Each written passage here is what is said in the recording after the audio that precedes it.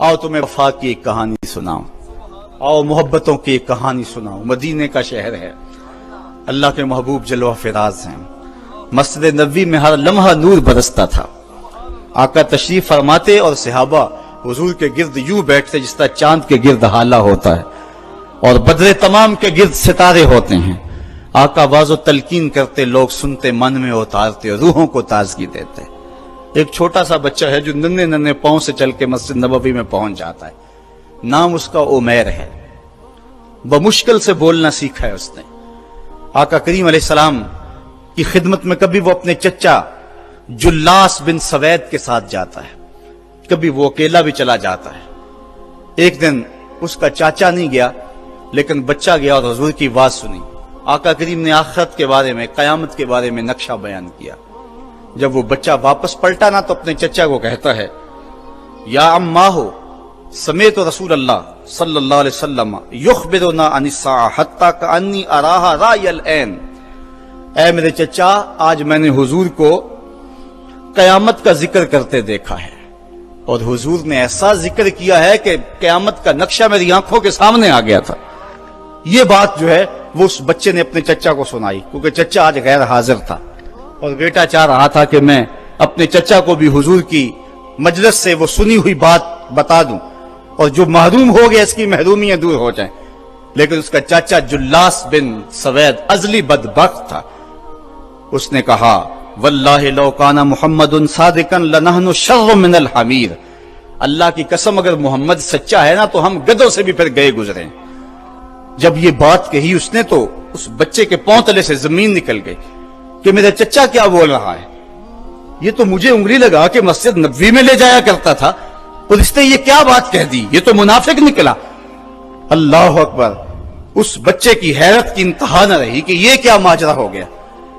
اس بچے نے جو لفظ کہا اب سنیے، اس نے کہا، یا امی، اے میرے چچا، واللہ انکا کنت من احب الناس الی قلبی۔ اللہ کی قسم میرے دل کو سب سے اچھا اگر کوئی لگتا تھا بندہ تو وہ تو تھا۔ میں تیرے سے پیار کرتا تھا اس لیے کہ تو مجھے انگلی سے لگا کے حضور کی چوکھٹ پہ لے جایا کرتا تھا۔ مجھے اس لیے تو پسند تھا، مجھے کائنات میں سب سے محبوب تو تھا۔ واللہ لقد اصبحت الان ابغضهم الی قلبی جمیعا۔ اور اب میری حالت یہ ہے جتنا برا تو لگتا ہے واللہ مجھے کوئی بھی نہیں لگتا۔ یا امی انا بین الاثنتین۔ ہمارے ماں باپ قربان اس بچے کے، حضرت عمیر بن سعد رضی اللہ تعالیٰ عنہ کہتا ہے، یا امی، اے میرے چچا، واللہ انکا کنت من احب الناس الی قلبی۔ اس زمانے میں سب سے پیارا مجھے تو لگتا تھا۔ واللہ لقد اصبحت الان ابغضهم الی قلبی جمیعا۔ اور آج سب سے زیادہ مجھے برا تو لگتا ہے۔ آگے لفظ سنیے بچے کے، یا امی انا بین الاثنتین۔ چچا جی، اب میں ایسے دو راہے پہ کھڑا ہو گیا ہوں، دو راستے جاتے ہیں۔ ایک راستہ تو میرے لیے یہ ہے، اما ان اخون اللہ و رسولہ فلا اخبر الرسول۔ ایک راستہ تو یہ ہے کہ میں اللہ اور اس کے رسول سے خیانت کروں اور جو تیری بات ہے وہ رسول اللہ کو نہ بتاؤں۔ ایک تو یہ راستہ ہے کہ میں حضور سے خیانت کروں، اللہ سے بھی خیانت کروں، اور جو تو نے کہا ہے، جو تو نے بدتمیزی کی ہے، میں وہ بات حضور کو نہ بتاؤں۔ وَإِمَّا أَنْ أُخْبِرَ الرَّسُولَ وَلْيَكُنْ مَا يَكُونُ۔ اور دوسرا راستہ میرے پاس یہ ہے کہ جو تو نے کہا ہے میں جا کے حضور کو بتاؤں، پھر جو ہو سو ہو۔ بس اب میرے پاس دو ہی راستے ہیں۔ فقال جلاس بن سوید، اس کے چچا جلاس بن سوید نے کہا، انت طفل غض لا یصدقک الناس فقل ما شئت۔ تو نا سمجھ سا بچہ ہے، چھوٹا سا بچہ ہے، تیری بات کس نے ماننی ہے، جا جو جی چاہتا ہے کہہ لے۔ وہ بچہ اٹھا اور حضور کی مجلس میں پہنچ گیا، حضور کی چوکھٹ پہ حاضر ہوا، اور وہ بچہ کیا کہتا ہے، صاحبو ان کانوں سے نہیں، ان جملوں کو دل کے کانوں سے سننا ہے، اور اس دعا کے ساتھ اللہ ہماری نسل کو بھی حضور کا ایسا پیار دے، حضور کی محبتیں دے۔ وہ کیا کہتا ہے، یا رسول اللہ صلی اللہ علیہ وسلم الجلاس بن سوید خان اللہ و رسولہ، حضور جلاس بن سوید نے اللہ اور اس کے رسول سے خیانت کی ہے، وہو امی، اور میرا چچا لگتا ہے۔ اگلے لفظ سنیے، وقد تبرأت الی اللہ ثم الیک منہ، حضور میں پہلے اللہ کے حضور پھر آپ کے حضور اس سے بیزاری کا اعلان کرتا ہوں۔ حضور میرا اس سے کوئی تعلق نہیں ہے، میرا اس سے کوئی واسطہ نہیں ہے، میں اللہ سے بھی کہتا ہوں میرے مالک میرا چچا سے کوئی تعلق نہیں ہے چونکہ وہ تیرے محمد کا دشمن ہے۔ حضور میں آپ سے بھی کہتا ہوں کہ میرا میرے چچا سے کوئی تعلق نہیں ہے چونکہ وہ آپ کا دشمن ہے۔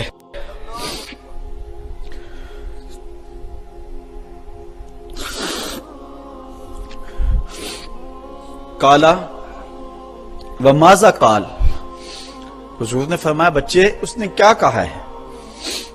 بچے نے ساری کہانی سنا دی کہ میں نے آپ کی تقریر سنی، آپ کی گفتگو سنی اور جا کے بتائی تو اس نے کہا کہ اگر وہ سچے ہیں تو پھر تو ہم گدھوں سے بدتر ہو گئے۔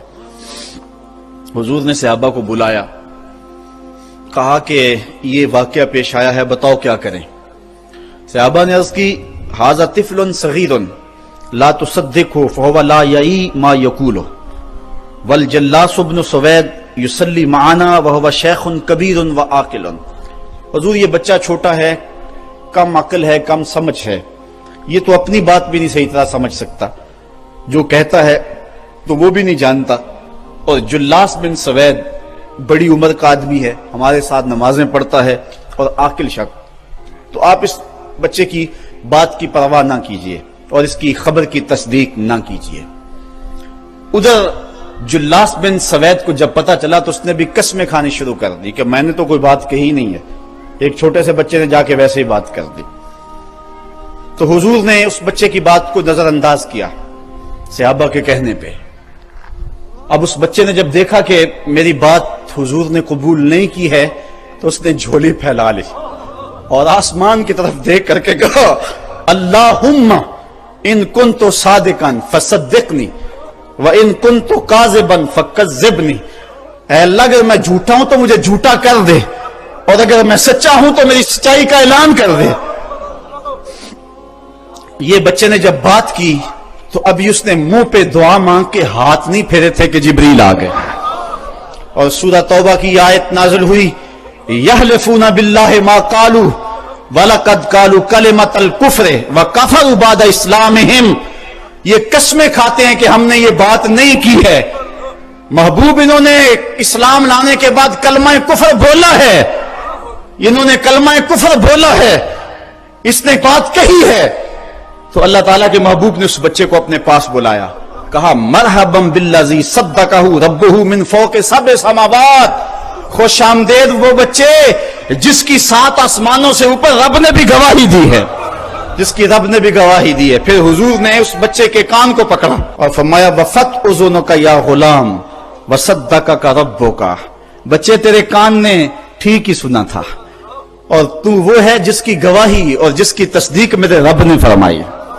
اللہ اکبر۔ حضرت عمر رضی اللہ تعالیٰ عنہ کا دور آیا تو انہوں نے حضرت عمیر بن سعد انصاری رضی اللہ تعالیٰ عنہ کو حمص کا گورنر بنا دیا، اور پھر جب وہ فوت ہوئے تو حضرت عمر روئے، فرماتے کاش کہ میرے پاس عمیر جیسا کوئی دوسرا آدمی ہوتا اور میں مسلمانوں کی محافظت کے لیے اسے مقرر کرتا۔